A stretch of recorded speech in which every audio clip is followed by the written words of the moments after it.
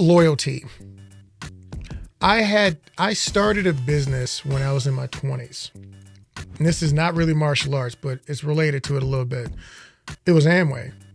I was an Amway distributor. I still drink some of the product. And I'll never forget having that business and watching people buy stuff. And it was the same stuff I was selling. And it wasn't any better than what I was selling. But they didn't feel the need to even try to buy it from me. And it taught me like that everybody's not built like that. Yeah. I thought that that's just what we were supposed to do.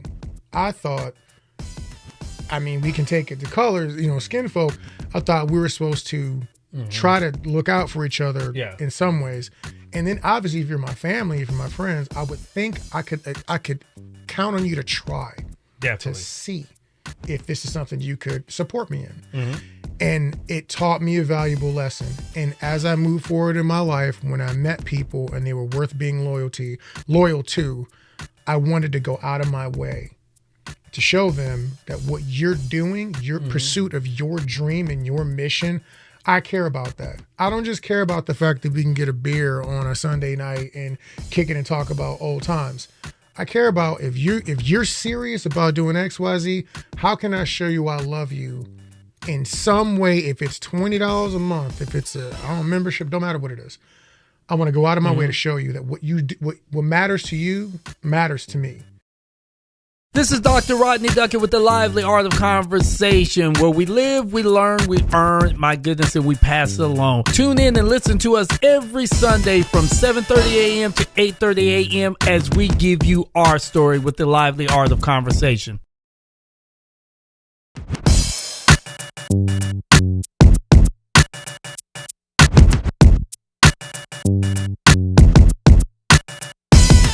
Hey, you know what time it is, 0730 hours in the morning on that Sunday military time. This is Dr. Rodney Duckett back with the Lively Art of Conversation. I had to get that all out in one sweep. As we live, learn, earn, and my goodness, we pass it along. I am here with another great show with someone that's near and dear and close to me. But before I do that, I have to give a shout out to my underwriters. Words have power. They connect, heal, and inspire. That's the mission at Better Watch Your Tone, LLC, founded by Toni B. Shelton. She's empowering through powerful poetry and prose, with hundreds impacted through speaking events, workshops, and 8 self-published books. Ready to honor the story within? Discover books and coaching at betterwatchyourtone.com. For event poetry or book writing support, email ToniShelton@gmail.com. Let's use our words to uplift. Better watch your tone.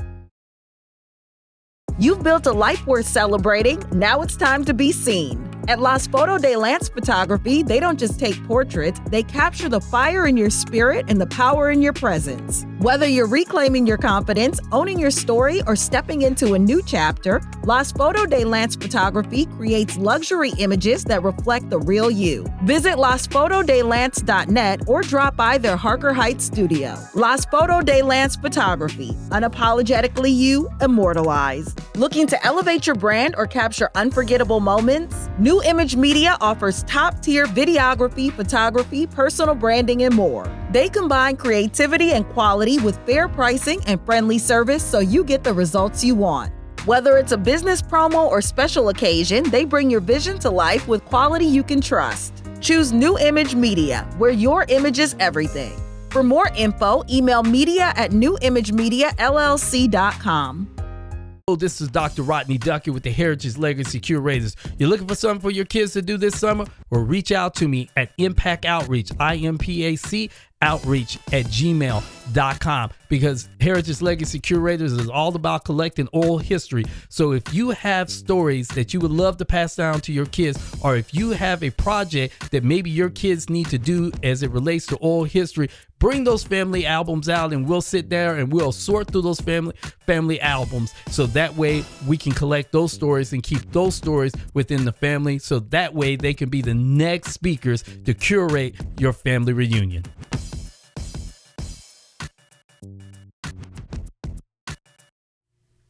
Thank you. We're back with the Lively Art of Conversation. I'd like to take a moment to thank my underwriters for always being a part of this show and just giving me your time-earned money, which is energy, to keep this show up and running. And like I said, we are back.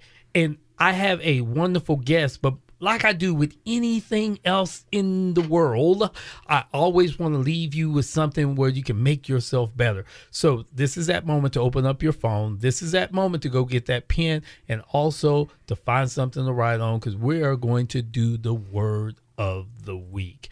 And believe it or not, I am not even prepared for the word of the week this week. So I'm going to pull something out of my computer-based brain to come up with the word of the week. And I'm going to say the word of the week will be something as simple as life. That's right, life. Yeah, life. And I'm going to leave you with this quote. Life is as simple as you make it. That's right. Life is as simple as you make it. In the question, what are you doing with your life to enjoy life on a daily basis? That's right. What are you doing with your life to enjoy your life on a daily basis? And that leads me to the guest that I have here.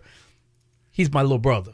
Well, kind of like my tall big brother. But I've been knowing him for years. And when I talk about loyalty to the game, a lot of the people that I have on my show has been loyal to me.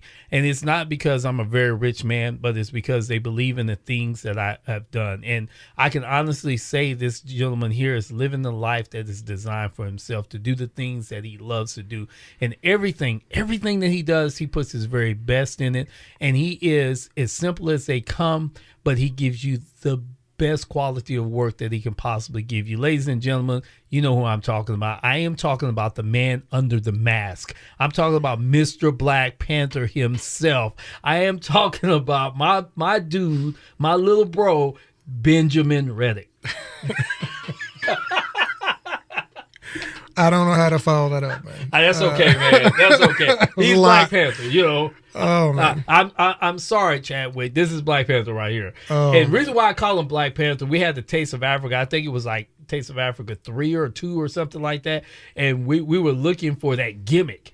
And I found the Black Panther suit, and I said, I need someone to do Black Panther. And he just came up. And he's a stunt guy, and he'll tell you all about his stunt and his acting. And he came through, and I still have pictures today where kids are smiling. They like, really, Black Panther showed up in Killeen, freaking Texas. Yeah, Gabe still calls me Black Panther. Yes, he does. He still does. We need you back. Crime is high in Killeen.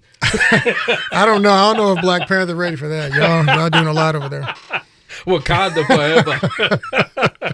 Oh my goodness, man. Benjamin, thank you for being a part of the show, man. If I have never said it before, thank you for always supporting Impact Outreach. You've been on this journey with me for like 13, 14 years, somewhere around there. Yeah, that's about, you know what? It's when you see people and they're real.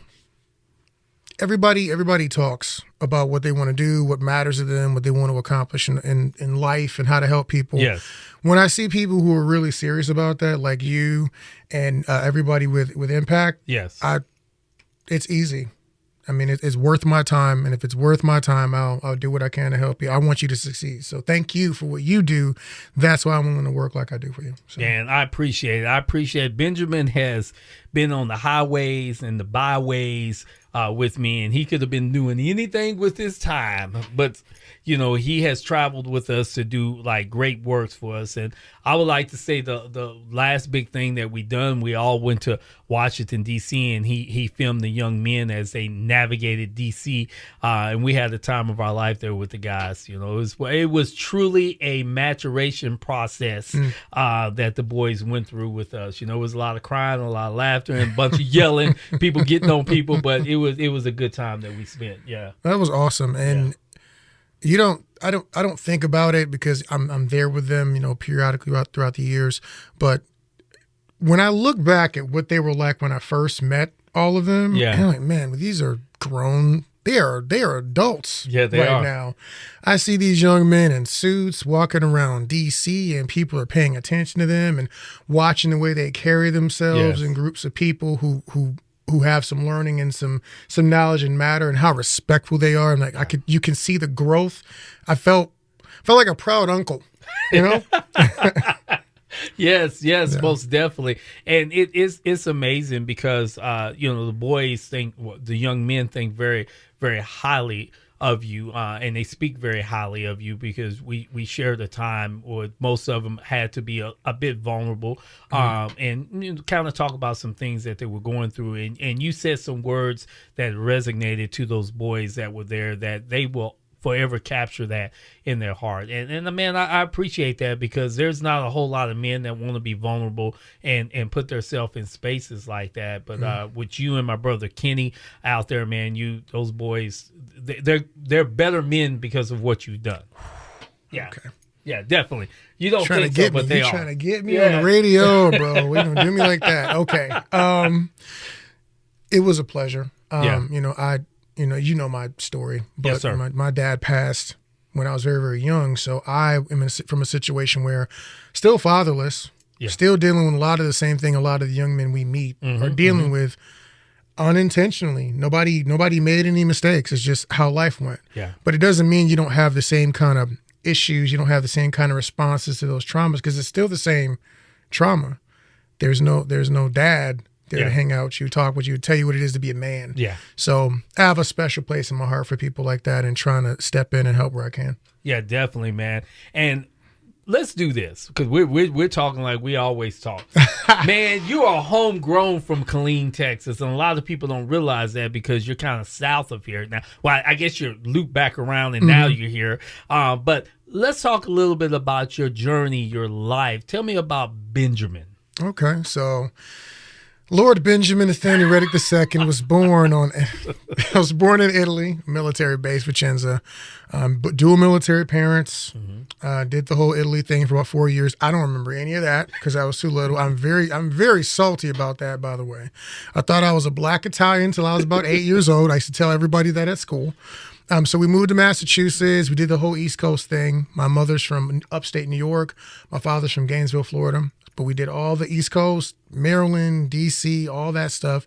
And then my dad passed when my mother was living in Connecticut, and we ended up coming to Texas because they met on Fort Hood. Everybody comes through Fort Hood when you join the Army. Yes, they do. So they met here and they came back here, and this is where she retired. So I was raised in Killeen because I got here when I was about 10. Okay. So this is home. Yeah, definitely. Definitely. So tell me about little Benjamin growing up. I mean, I mean, the Benjamin that I know, I can almost see the little Benjamin growing up. I can see the flips, the stunts, the karate, all that different stuff. Were you the same dude? A lot of that was there. I got into stunts through dance. So when I was little, I danced and I was in plays and stuff like that.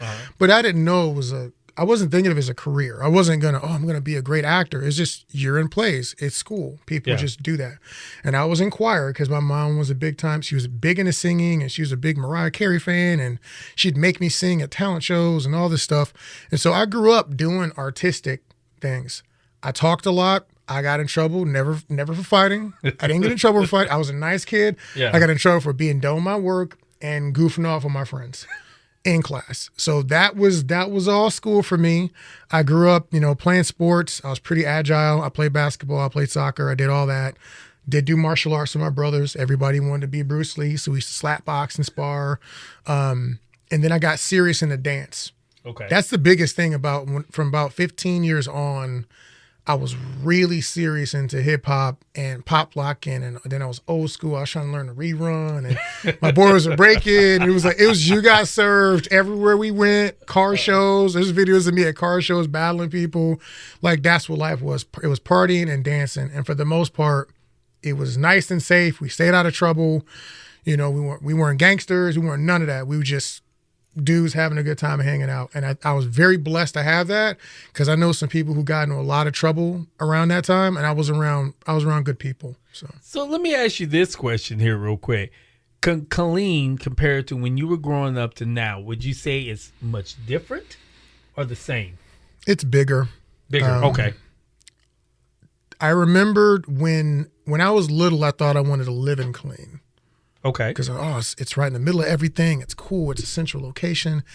As I got to be about 16, 17, 18, people started thinking they were way too gangster for me. And I'm like, we don't even live in a city where I could justify the level of gangster I'm dealing with right now, gentlemen. Like, y'all, this is not upstate. It ain't New York You gotta, like, if we're gonna have that kind of crime and that kind of chaos going on, you stealing from people, fighting people, whatever, I need a trade-off. Yes. And I didn't feel the trade-off. And eventually I was like, you know what? I don't think I would want to live here. I think it's gotten a little bit better from the time when I was experiencing some of this stuff, because I had people's cars were getting broken into, houses were getting robbed. Somebody did a kick door on our house when I was at work. Like, it was a lot of stuff going on. I don't know what it's like right now, but it looks like there's at least more opportunity in Killeen. Like, I'm seeing more interesting things happening. The city's getting bigger outside of the military, outside of just everybody serves Fort Hood. It seems like there's actual things that people are doing that are independent of Fort Hood, which I think is really, really good for people. Yeah. So we almost moved back. Okay, I'm not gonna lie. When we was looking for a house, we almost moved back. We're in Belton now. Yes, but I considered it, which to me means it's probably better than it was before. Okay, awesome, man. That's good to know, because that's been a question that sometimes people ask me, and I was like, when I got to Fort Hood, I actually left Fort Hood, and I didn't know which side of 35 I was going to go on, so I just landed in the Temple area, and I stayed in Temple area. It was nothing necessarily against the Killeen area. My military career, I just like to be away from the installation. That's fair. So, yeah. You didn't want to see GIs everywhere? No, I didn't want to see GIs everywhere. I just like to be away from the installation. I swear I did. So the Benjamin that I know, you're again, you're much younger than me, but you're probably much wiser than me as well too, because there's a lot that I've learned from you throughout the years. There's a lot of like good things that you have implanted in me as a man. And the one thing that you do that I really appreciate, it is more actionable than anything else, and I started to show off with, is loyalty. It is like I mean, you are into the martial arts. You're very good at what you're doing. The same as Shake. I've had him on this show before.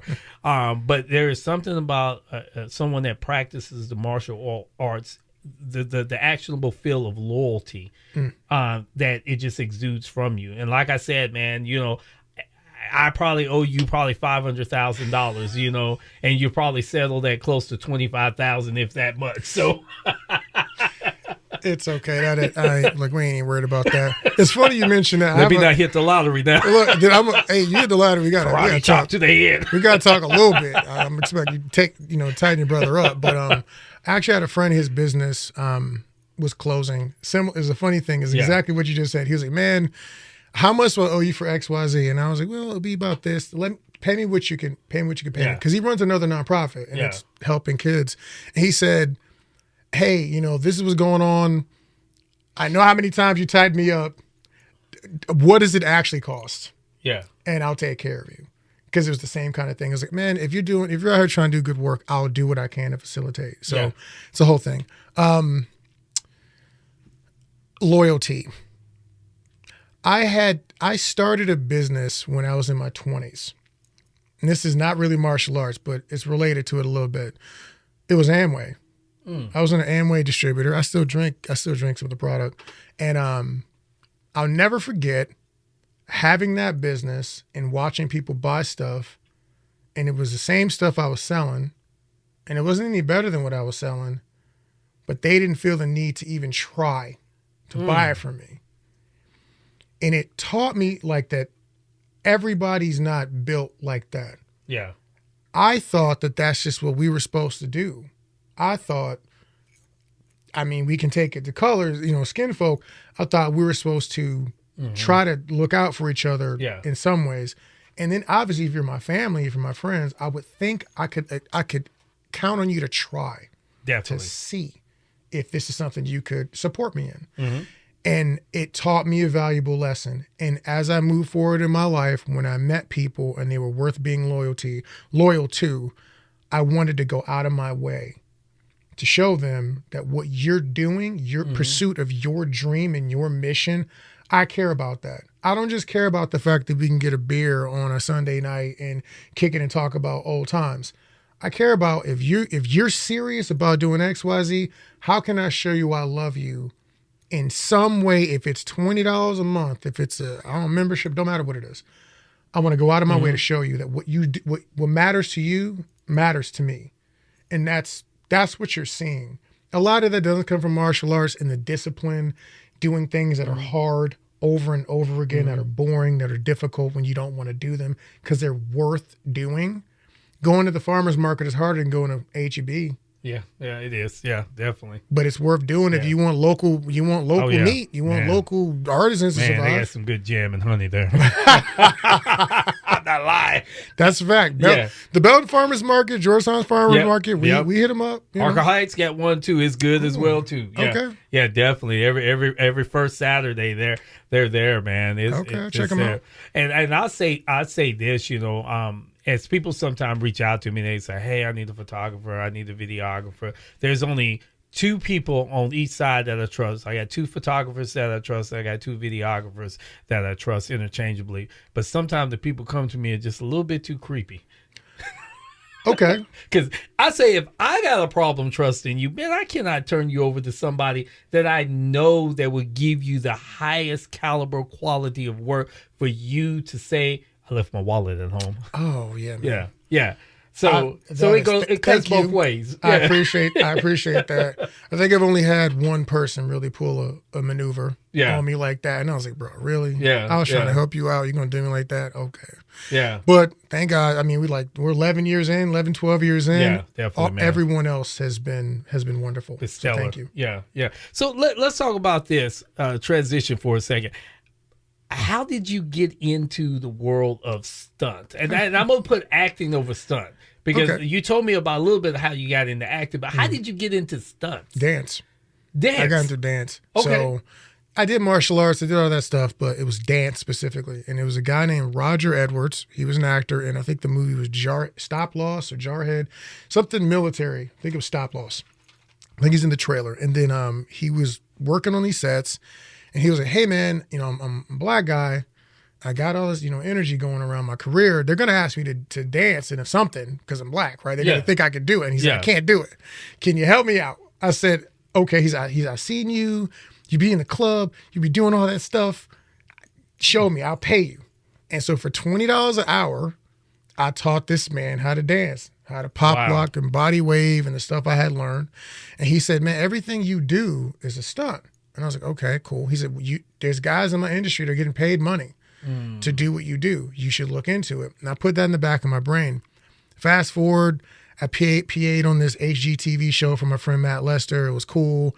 Got a little taste of the business. Yeah. Fast forward, I'm going through a life change. We're in Austin. My brother's writing this paper up on commercial music management. And he needs some help. And I was like, look, I don't care about this at all. I'll write your paper on business, though.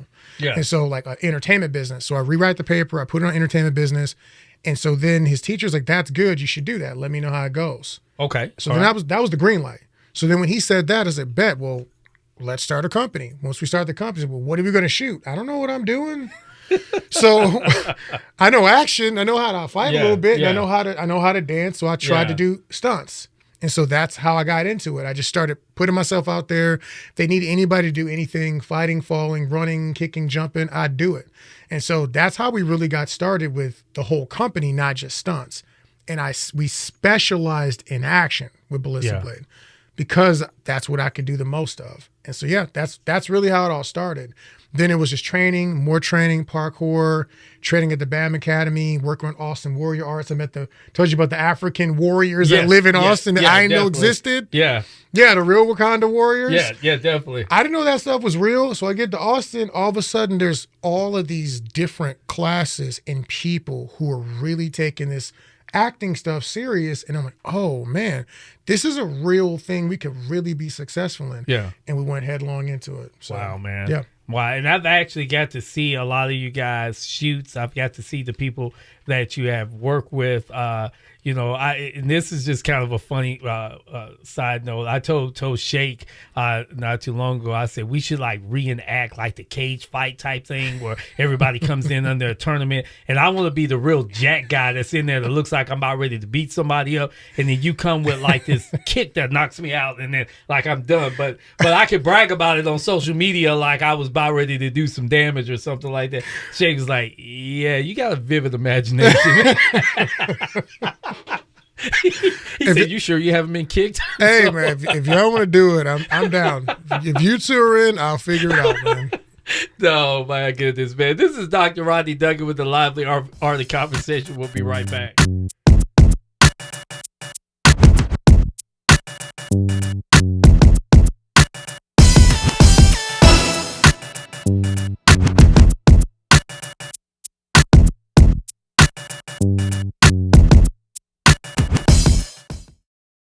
This is Lavina Sabri with So Natural Catering and Bomb A Lemonade, and you're listening to The Lively Art of Conversation.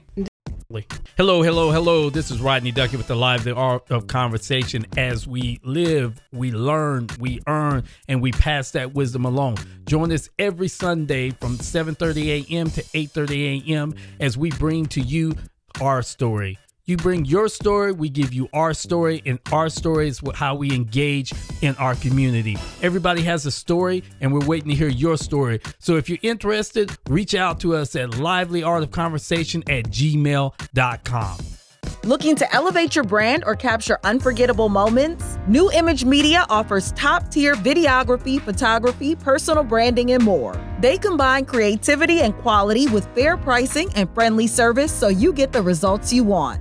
Whether it's a business promo or special occasion, they bring your vision to life with quality you can trust. Choose New Image Media, where your image is everything. For more info, email media@newimagemiallc.com. Words have power. They connect, heal, and inspire. That's the mission at Better Watch Your Tone, LLC, founded by Toni B. Shelton. She's empowering through powerful poetry and prose, with hundreds impacted through speaking events, workshops, and 8 self-published books. Ready to honor the story within? Discover books and coaching at betterwatchyourtone.com. For event poetry or book writing support, email ToniShelton@gmail.com. Let's use our words to uplift. Better watch your tone. You've built a life worth celebrating. Now it's time to be seen. At Las Foto de Lance Photography, they don't just take portraits, they capture the fire in your spirit and the power in your presence. Whether you're reclaiming your confidence, owning your story, or stepping into a new chapter, Las Foto de Lance Photography creates luxury images that reflect the real you. Visit lasfotodelance.net or drop by their Harker Heights studio. Las Foto de Lance Photography, unapologetically you, immortalized. Hello, this is Dr. Rodney Duncan with the Heritage Legacy Curators. You're looking for something for your kids to do this summer? Well, reach out to me at Impact Outreach, IMPAC Outreach @gmail.com, because Heritage Legacy Curators is all about collecting oral history. So if you have stories that you would love to pass down to your kids, or if you have a project that maybe your kids need to do as it relates to oral history, bring those family albums out and we'll sit there and we'll sort through those family albums, so that way we can collect those stories and keep those stories within the family, so that way they can be the next speakers to curate your family reunion.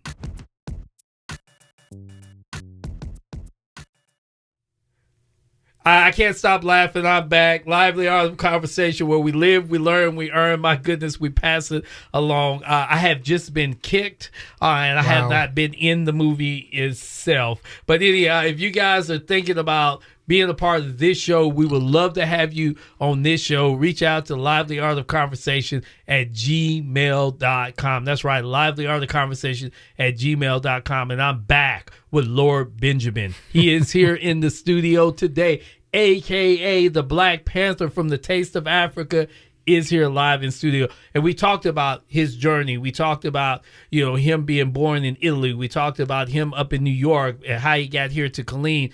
We talked about his, martial arts, dancing, and then also in stunts. But let's talk about this Action Fest. Let's talk about the Action Fest, brother. Okay. Yeah. So the Austin Action Fest and Market, it's unique because first, let me tell you how it started. So essentially, we were making all these short films, making all these action projects, and we were having issues getting into festivals because that wasn't what they specifically wanted. They wanted some kind of, contemporary drama or something like that. And there's nothing wrong with those movies, but I'm not going to a theater to watch any of that. I'll go watch action, but I'm not going to watch that. And that's not what I particularly wanted to make. And so I said, well, man, that sucks. Our movies sell. Our movies make money. Why is there no festivals that really are catering to us? And there's a couple, but there weren't enough. And so we said, you know what? Why don't we just make one? So we made one. That's where Austin Action Fest came from. It was that simple. It wasn't that complicated. It wasn't that deep. Once I got into it, I realized this is a real opportunity to uplift filmmakers and help people really make money, not just getting a laurel, not just getting an award. We say you could go to any film festival and get a laurel. You can go to Grandma's Backyard Apple Pie Festival and get a laurel for best whatever, because you might be the only one submitting. But that doesn't feed your family. Yeah. And I wanted to help people eat. And so we decided to start to move our festival into more of a market where distributors, where sales agents could show up and say, man, I'm looking for these kinds of movies. I'm going to watch this, this, and this, and I'm here to try to make a deal. So that's why we have people like producers. We have distributors like Janelle Vela-Smith and Iron Dragon at our event. We invite these people directly. And then even when our festival is over, for 2 to 3 years, I'll pitch your stuff to people. So if I meet someone and say I need a strong female-led action project, I'll go back through the decks and say, what do we have that was like that? Send it to them. If they don't have something in particular, I cut a best of fest mix, the best like 5 to 10 projects. Every time I meet a distributor or someone who could put money in your pocket, I'll say, hey, here's our best of fest for like the last 2-3 years. Take a look and see what you like. If you want to contact them, just let me know. I'll put you in contact. We don't like charge people for that. We're just trying to facilitate their growth. Most filmmakers, most guys are people who do film. They're artists. It's beautiful. It's lovely to watch people really hone in on their craft. But this is a business. And what we say is, if we cannot do business, there is no show. Wow, that's definitely. So that's what we do. And this year at our festival, we had a sold out event. Our team worked really hard. They really elevated. I'm gonna have to shout them out in a minute.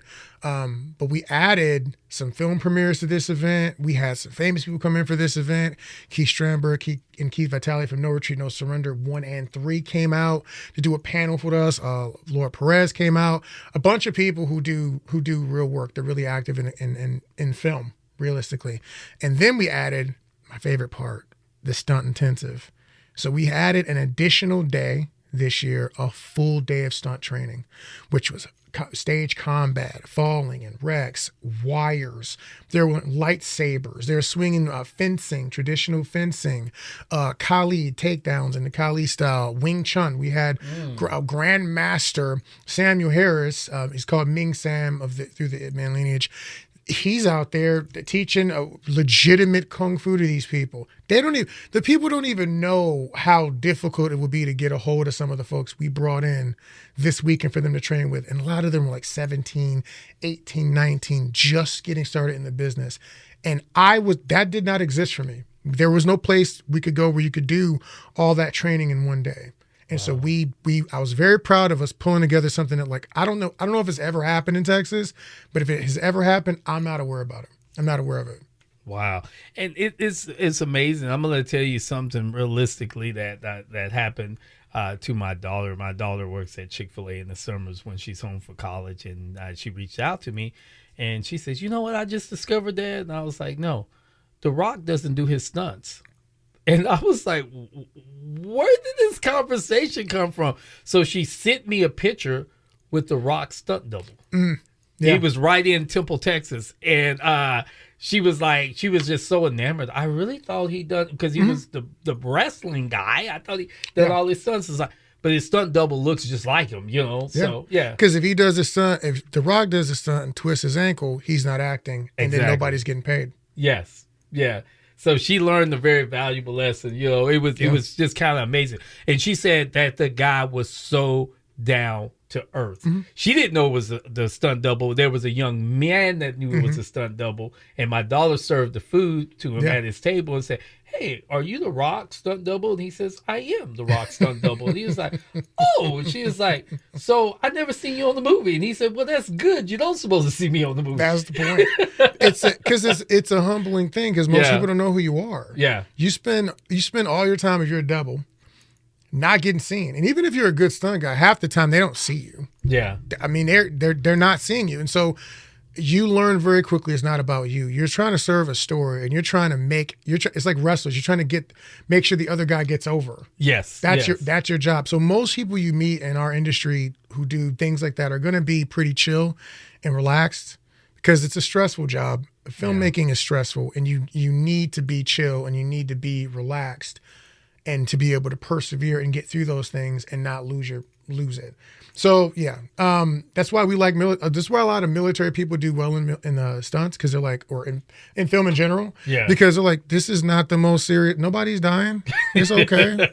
We'll be all right. Yeah, wrap it up, put some spit on it. Huh? Yeah, rub some dirt on it. You'll be good. It's fine. So, is there any? And again, this is my ignorance. Is there any actors out there that does? They say Tom Cruise does his stuff. Cruise does some of his own stuff. All right. So there's plenty of ones when you get to the upper ranks where you see people who really don't do it. Okay. Because it's so dangerous. They have insurance policies in these people. And again, if they get injured, you want the stunt guy to get injured, not the lead, because you can get another stunt guy. Yeah. If he breaks his ankle, you pay him and he'll be fine. But if your lead breaks their ankle, they're out 2-3 months. Yeah. Everybody on the set's not getting paid. Wow. Now, if they got insurance a certain way, maybe they do, but a lot of times it shuts down production. So it's very dangerous for them to do that. So a lot of people don't want them to do that. Mm-hmm. People who aren't thinking about the money are going, well, I want it to be real. But the people who are thinking about the money going, I don't want it to be real. I want it to be safe. So let me segue into this. How did Lord Benjamin come up? Oh, yeah, I saw that on the internet somewhere. And first of all, I'm Benjamin Nathaniel Redic II because I have a half-brother. So I already felt regal to begin with. And I'm extra. You know this. And then I was already AKA the violence conductor. That's what they call me. So I was like, I just like stupid names and monikers. And so then I saw $49.99 U2 and established titles. If you order from them, you need to tell them that they need to give me a deal, because I'm sure I've sold like 50 to 100 of these over my existence. But for $49.99, U2 can be a lord. You can own a square inch in Scotland or something, and you pay them the money, they will send you a certificate, and you too can also be a lord. So wow. I was like, this is so unnecessary. I have to do it. And that's where it came from. See, I thought it was from, because you do the medieval stuff. I do. Yeah. So I thought it was from that. No. It wasn't. No. Oh my God. It was pure capitalism. Yeah. It's just fun to say. It's just fun, and people are always looking at me like I'm crazy. You know, one of the things is that they don't remember my name. Really? People don't remember my name. And so I was like, all right, I'll make it real weird for you. That's why I say the full name. They don't remember Ben. People will remember a name like Ben. Okay, that's not how that works. So if I say my full name, Benjamin Nathaniel Redic II, you don't even know any seconds probably. You don't know a lot of seconds or thirds. So that sticks in their brain. When you say Lord, you're unforgettable. I'm gonna bring this one up, and you probably forgot about this. My son Julian, he is like a Star Wars dude. So I had you come out one year at the gymnastics. I didn't forget that. Tumbling to do Star Wars. And I'm telling you, he used to grab everything and fight the imaginary air and everything. So when you came out as a surprise, he was just sitting there with the thing in his hand. Fight him! Fight him! He was like, I don't want to fight him. He's going to hurt me. I was like... I don't remember that part, but I remember that event. Yes, yeah. No, that was great. Me and Cody Freeland. I worked with some guys, some of those awesome warrior guys I've mentioned. Yeah. A bunch of them did lightsaber stuff. John Sabry, Dashe Moonbeam. You probably know him for poetry. Yes. He's also a rapper, but very talented, crazy dudes. But they're also stunt guys, and they do lightsaber combat, and they were like Lucas certified. Yeah. I was like, I didn't even know you could be that nerdy. You could be Lucas certified to swing sabers. I'm in. So I learned how to fight most of my stage combat stuff from them. And so once you learn how to swing a lightsaber and people see it, you're getting called. Yeah. So I get called to go to Dell Children's for the kids that are in the serious places, and we go dressed up as whoever, Darth Vader. Sometimes I go sometimes as Kylo Ren, and just it excites them. A lot of times I'm still Black Panther, even though I'm still Black Panther.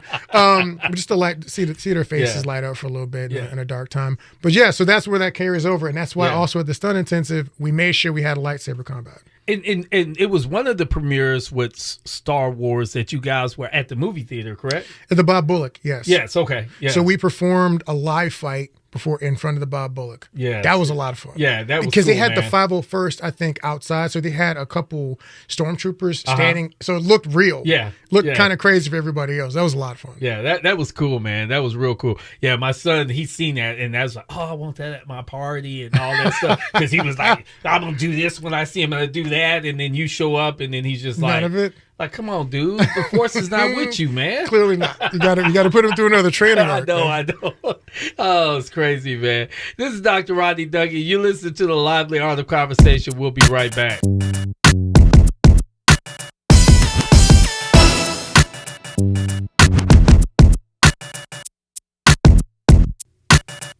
Hey, we're back with the Lively Art of the Conversation, where you live, you learn, you earn. My goodness, we pass it along. And we are here with none other than Lord Benjamin. That's right, Lord Benjamin. He's in the house today. And for you guys that don't know Lord Benjamin, for the last, I would say 10, 12 years, he has been at my events recording, and he has done phenomenal work for us to just kind of track, our progress and just have these memories that will last forever. And I appreciate those memories because I have had parents ask me, can I have clips of my child? And I've been able to send them things for their child. And it was something recent a while back. Someone asked me for something for a child that was deceased. And I actually had that was there. And that's why it's so important, don't be cheap. Hire a photographer, hire a videographer, get this stuff recorded because it's priceless and you'll never know when you're going to use it. And I'm bad with archiving myself as Benjamin Nathaniel. I can't keep up with anything, but it's so gratifying to know that you can give something back to someone if they truly need it. And I really appreciate you guys for doing what you do. How did you get started in this film thing, man? How did this door open up for you? The film stuff started at the same time as the stunt stuff. There wasn't a lot of people to double when I got started. I want to do action. Well, how many black actors in Texas have leading roles where they're going to get to do any stunts? There weren't a lot of them. Yeah. So, I meant, and if they were, they had to be the same size as me. Yeah. All the same things. And there wasn't a lot of that going on. So what I did is I had to build opportunities for myself. And a lot of people thought I wanted to be an actor so bad. No, I just wanted to be able to work. And in order to work on either side, I needed to create my own opportunities. That's where all the filming and everything came from. If we had somebody else who was great at acting or great at videography or all the other stuff, I just would have been a stunt man. But since we didn't have that, I said, cool. I have one superpower. I'm like Mr. Terrific. You could put a book in front of me and I can learn whatever you need me to learn to be competent. I may not be a genius or a virtuoso. Yeah. I can get the job done. Definitely. And so I was like, great. It's a camera. I've taken pictures before. I can learn buttons. And so we just started shooting nonstop. Every day we were picking up cameras, Canon T3Is, shooting them. And then I would PA on every set. I would just serve. And when I was serving, I'd pull focus. Hey man, what cameras you using? What lights are you using? I'm broke. I'm a poor filmmaker. I eat a lot of ramen noodles. What can I afford? I got to go build a cage at Home Depot? Yeah. Great. What size screws do I need? So my first cages were Home Depot PVC pipe tape joints. We're showing up the sets like that. Because it's like, we're gonna figure it out. And I'm going to do what I can the whole way through. And so I read every book on photography. I went to any training I could get to. I watched a bunch of YouTube, bunch of Film Riot, everything I could get my hands on. And I just shot nonstop. And I'm not going to say I was great at film, but I got very adept at using my own gear. Okay. And then people needed feature films. And they didn't have a budget. And we were there. So then we shot those feature films. Learned a lot in those feature films, and then you just keep doing things like that over and over again. And you can trip upstairs.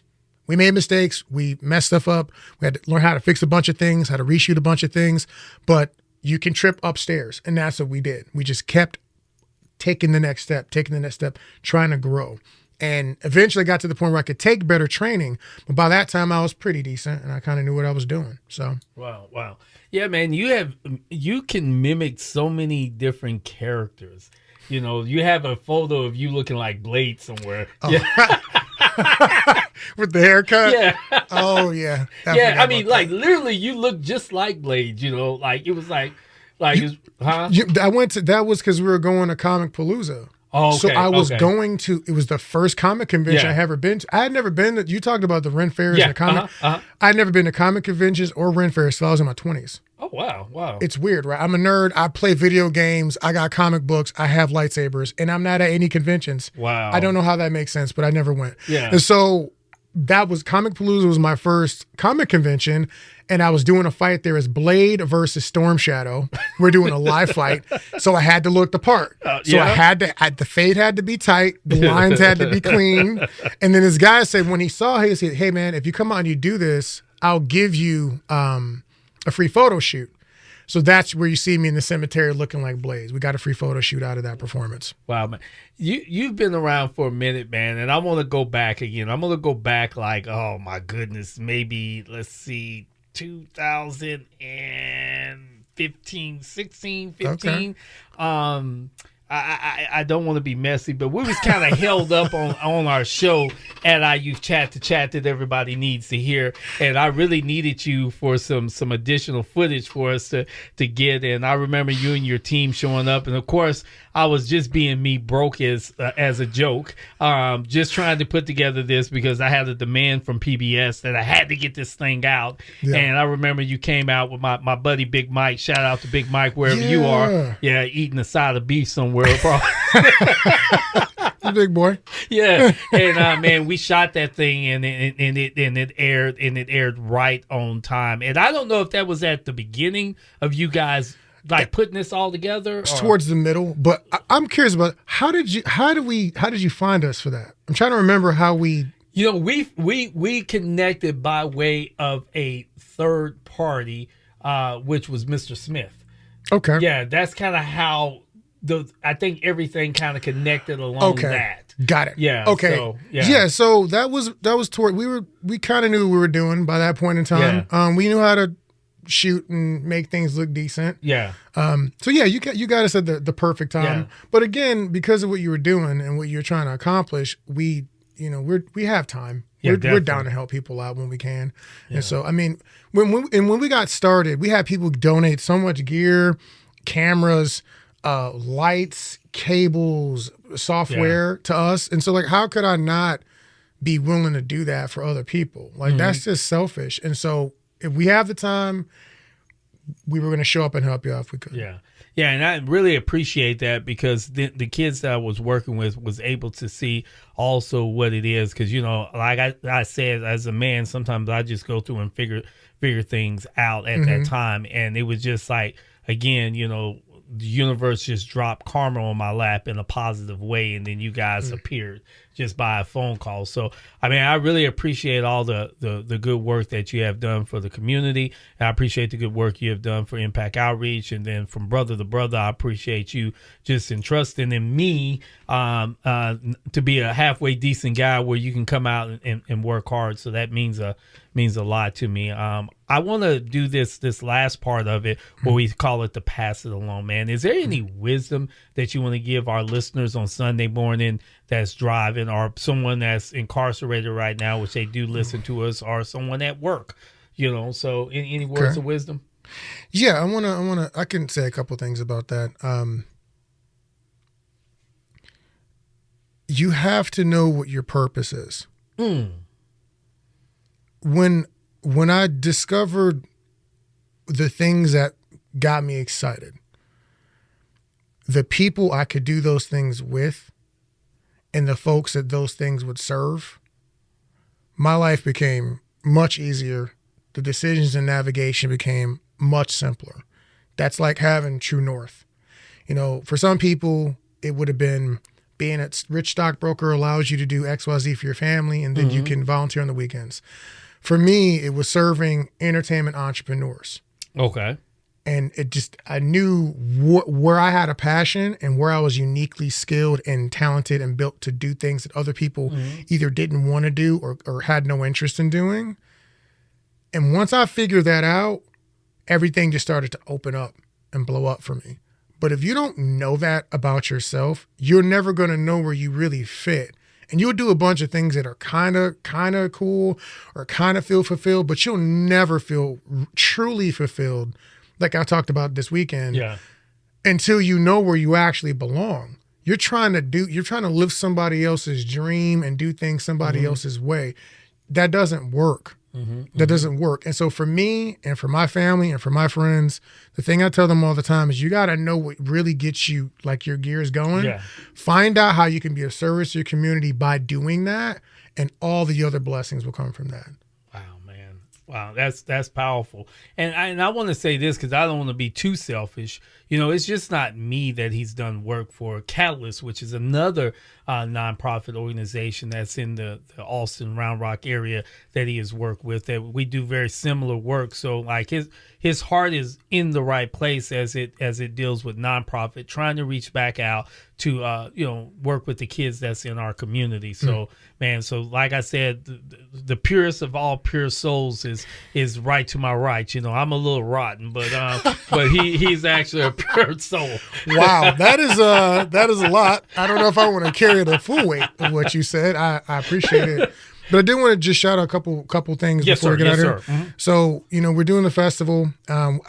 In the vein of what you're talking about, I know a bunch of producers from Austin and Killeen, a bunch of Killeenites actually, started a record label essentially called Beats Ballistic. Oh, okay. So we just dropped a new album, Electronic Melodica. It's like trance, hip hop. It's very, very easy going, very PG-13 music, nothing crazy. I don't really do a lot of crazy stuff. Yeah. But it was an idea, bunch of artists, no business interests. And I said, well, I think I can help you guys make some money, bare minimum, get some exposure. Yeah. So that's happening. We got that going on.